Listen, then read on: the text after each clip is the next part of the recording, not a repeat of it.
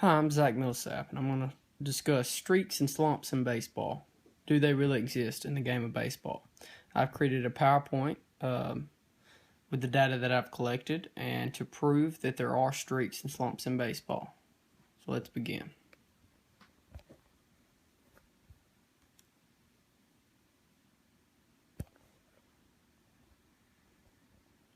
Streaks and Slumps in Baseball by Zach Millsap. Here I've put together a table of contents, introduction, experiment, discussion, conclusion, acknowledgments, and references of the material. I wanted to test and see if there is truly streaks and slumps in baseball. I believe that there are these streaks and slumps in the game of baseball. When players start hitting the ball well and have a high batting average in consecutive games, they call that a streak. When players start struggling at the plate and have a low batting average, they call that a slump. I chose to collect data at the high school level, college level, and then the professional level. As a high school baseball coach, I really enjoy the thought of analyzing data and determining if there truly are streaks and slumps in the game of baseball. I hoped to expand my knowledge of hitting and the way that I can help continue streaks or break slumps with my players. For the first part of the experiment, I took the hitting stats from 6 of my players from the high school baseball team to analyze their batting average. Through 10 games, I compared batting average and graphed the data to see if I could see hitters who were in streaks and slumps. The games selected were at the beginning, middle, and end of the season. The next slide contains the graph of the data that was collected. As you can tell from the above graph, each hitter experienced some streaks and slumps. As you can tell, when it's going down, like so, this is considered to be a slump. When it's going up, like here in the green, this would be considered a streak. Or here in the purple at the back, you see it go up real high. That would be considered a streak right before.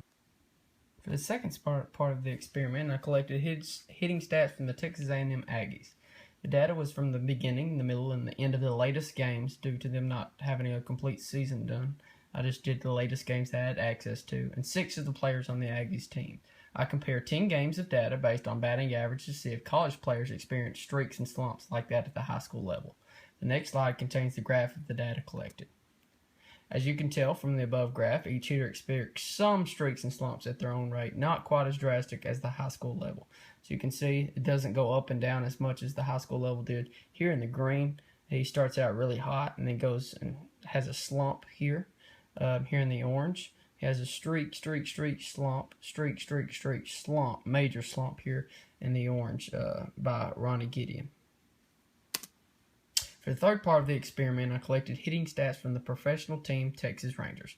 The data was from the beginning, middle, and end of the latest games, the ones that I had access to, and 6 of the players on the Rangers teams.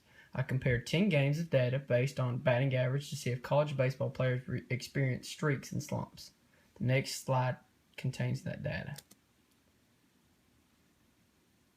As you can tell from the above graph, each hitter again experienced some streaks and slumps at some point. Some are worse than others. Here it's not as drastic as you can tell at the professional level. Here we can see a streak and then a slump, a streak and then a slump. There's no really just huge streak and no really large slump. The only thing is with data collected at the professional level and at the college level, if I were to continue collecting data from the later games on in the season, I'm sure the graph would be more drastic. In the high school statistics, you see Jake Ford goes through a slump as he starts off hitting well, but over the next few games, you can see his batting average drops to a low. In the same graph, you see Cody Voigt goes through a streak as his batting average steadily increases game by game until he hits a maximum. In college statistics, Ronnie Gideon, you see, has a major slump as he goes from the top and decreases until he hits an all-time low. In these statistics, we do not see any major streaks over the data collected. However, there are some minor streaks. In the professional statistics, Robinson Chirinos experienced both a hitting streak and then a slump in all of the data that was collected. As you can see, there are some minor slumps and streaks along the way out of all the data.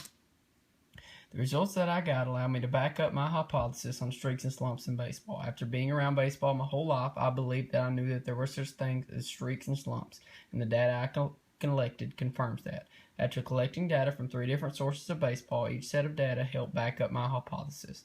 Although some showed drastic changes while others were minor in their changes. However, if we were to continue to collect data on those collegiate and professional levels, it can be concluded that streaks or slumps would be more visible.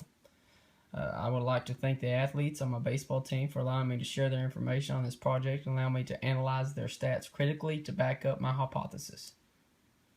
Here are my college stats references, my professional stats references. That is the end of my Math Fair project. Thank you. Have a great day.